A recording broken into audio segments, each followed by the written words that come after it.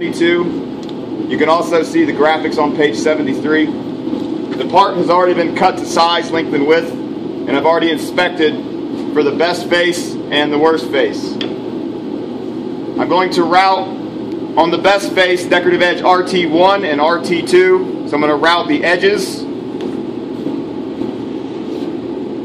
I'm going to use this to help keep the part square, so I'm going to be routing the two edges here.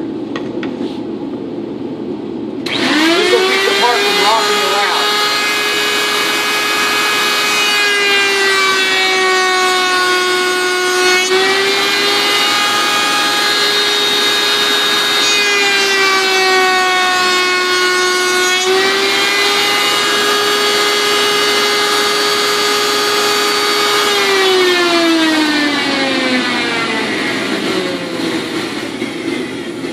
After you've routed the edges 1 and 2, you want to make sure that the line is straight and consistent, that it's not wobbly, and then you want to see if there's any major blowout. So this is my bad side on the top now.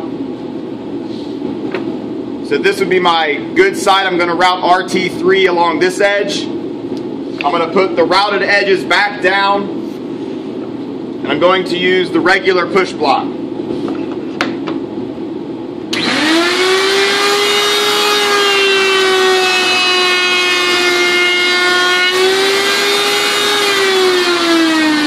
I've routed edges RT1, RT2, I've inspected it, and RT3. I've also checked the decorative edge prior to routing this so that the decorative edge is set up correctly. So we're going to continue processing the main front on page 72, graphic on page 73. We're going to do the 1/2 inch rabbet on RT1 and RT2. Before I do the 1/2 inch rabbet, I'm going to run a scrap piece through and check my setup to ensure that I've actually got a 1/4 inch rabbet joint.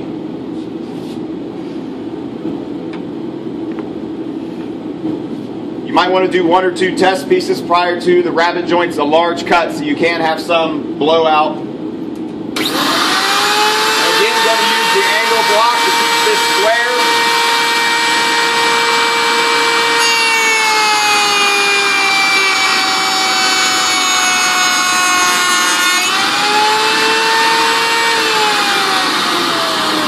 You want to inspect after you cut and make sure there's no wavy lines. And before I route this edge here, when the router comes across, any blowout would happen on this final edge here. This is going to be a finished edge. This part is going to get cut to 2 inches in a moment, and it's going to remove this blowout. So in order to prevent blowout from happening on this side, I'm going to take a backer board and put behind it, and hopefully the blowout will occur on this and will support this material so it doesn't blow out. This piece here has already been used on both edges, so I'm just going to cross cut it so I have a clean square edge.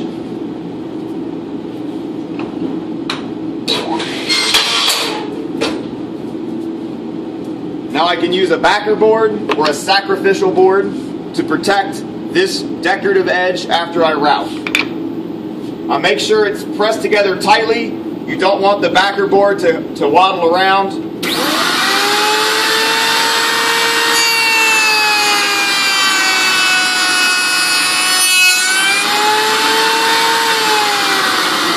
And then in this case, my backer board picked up, and now I do have blowout. So the first time I used the backer board itself picked up and didn't actually protect the piece, so I have this blowout here. So in order to prevent that this time, I'm going to use the backer board, and I'm going to make sure I lightly hold it down with my fingers so that it's actually doing its job. So I have one finger holding the backer board, and then I'm holding the parts down firmly, and I'm pinching them against this to keep them square to the cutting edge.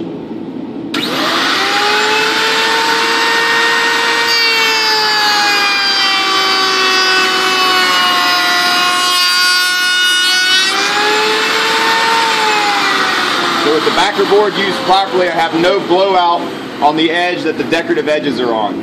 Now I can go ahead and cut off this to 2 inches, removing any blowout that I have from the previous operations. Continuing with the main front on page 72. Before you move forward, you should check the depth of your routing, make sure it's 1/4 inch accurately.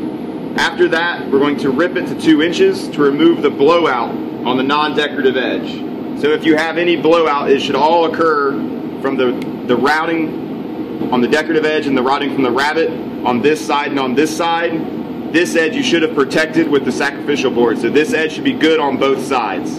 I'm going to cut this to 2 inches, removing any blowout from the previous operations. I want to cut that portion off. I have the guard raised up for you to view properly.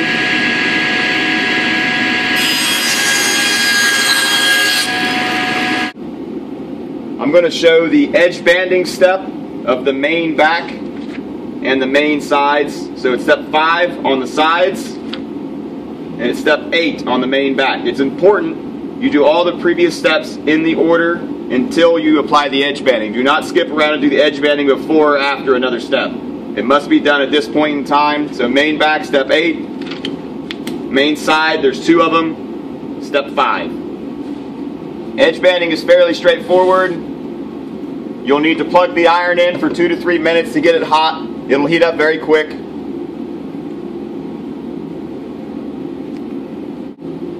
So I have the iron on, the indicator light is broken on this one. I have the pieces that are going to be edge banded. They would be processed all the way up to the point where they're supposed to be, cut to size, length and width. Any other process is done. There's a whole roll of edge banding in the main tooling cabinet by the drill presses in the front of the lab. You'll just need a couple feet. You don't need to break off your own section. You can rough cut it and just break it with a box knife. It only needs to be about a 1/2 inch larger than the actual part to be cut or to be edge banded.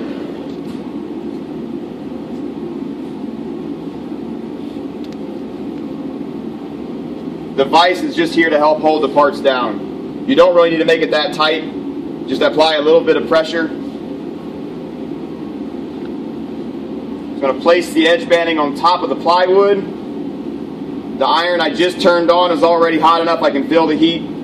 I'm going to move the iron around lightly. If you move too much, you will rub a metallic color off onto your wood.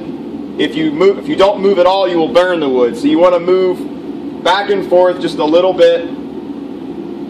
Don't apply too much pressure, just roll back and forth. This is just to heat up and melt the glue. We will use a roller in a second to actually apply pressure. I'm sticking my hand under and you can feel that the glue is already tacky. So the glue is already melted. I'm going to take the roller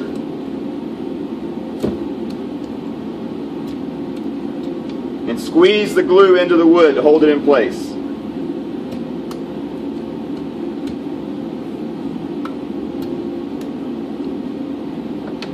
At this stage, it's best to let your part cool, so do all 3 of your parts prior to any other work. So I can let the hot glue cool in place so that when I do the next set of processing, I don't pull the glue off. If you realize at any point in time you've made a mistake with this glue, it's hot, it's heat activated, so you can just heat it up again, peel off the bad part, and put on a new part. So if this has been cooling for 10 or 15 minutes, and it's no longer hot to the touch, I'm going to take a box knife, again in the main tooling cabinet, and you want to find one with a square edge, so this one's got kind of a rusty edge on it, and it's broken off. So this razor knife here has a nice sharp edge. I'm going to take the part on this table only. Do not cut your parts on the regular work tables. This is the only table to be cut on. I'm going to trim off all of the excess edge banding.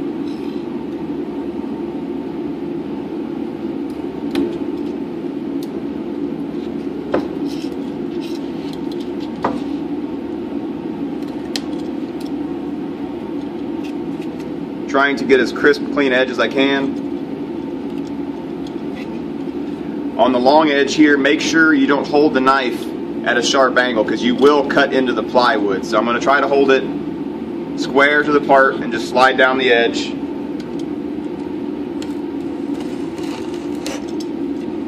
Now, I'm not going to peel it out this way. I'm going to pull it down so I don't tear any parts of the wood up.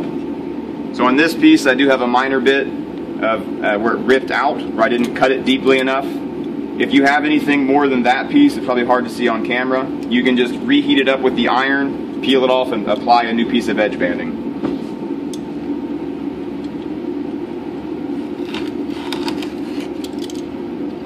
Again, I'm going to peel it up, not peel it down, so I have nice crisp edges. And now at this point in time, you can lightly sand this. If you sand it too far, you're going to sand down to the glue layer. It's very thin. So you can take a piece of sandpaper, 2 or 3 times down the edge. Will kind of make that look nice.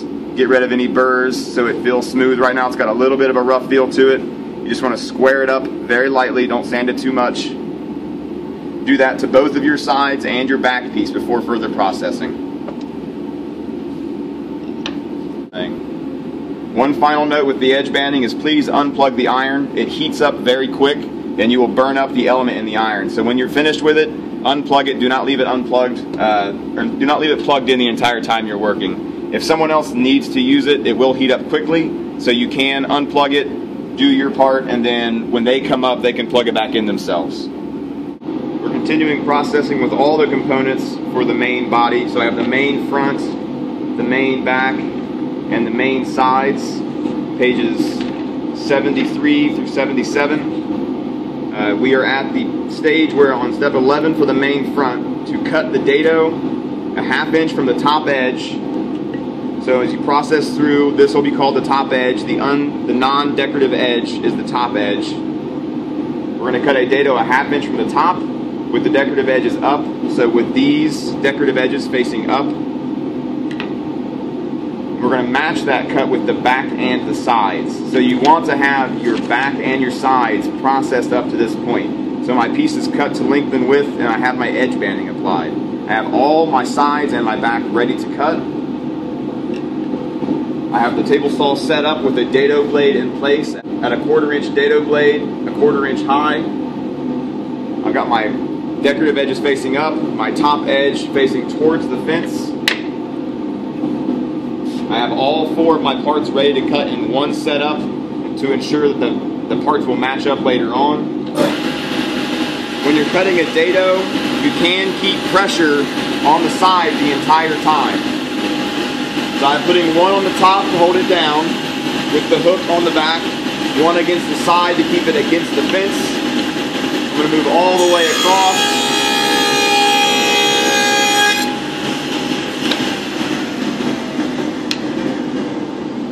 Wait for the saw to stop. Don't reach around the saw while it's running.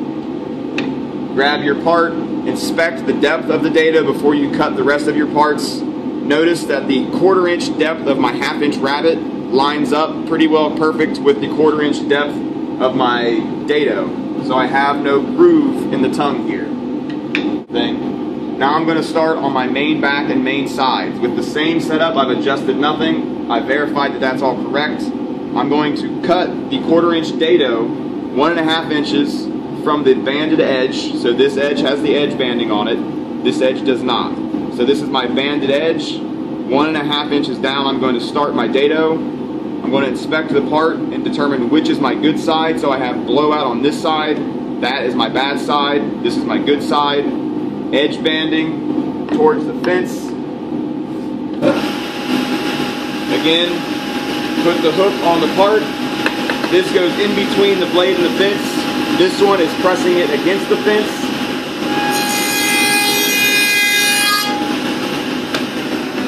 And you want to cut all of your sides and backs at the same time. That way you ensure that these will mate up at the end. So when I put my main panel in here, these parts will all be flush on the top, and this dado is in the same location on all the parts.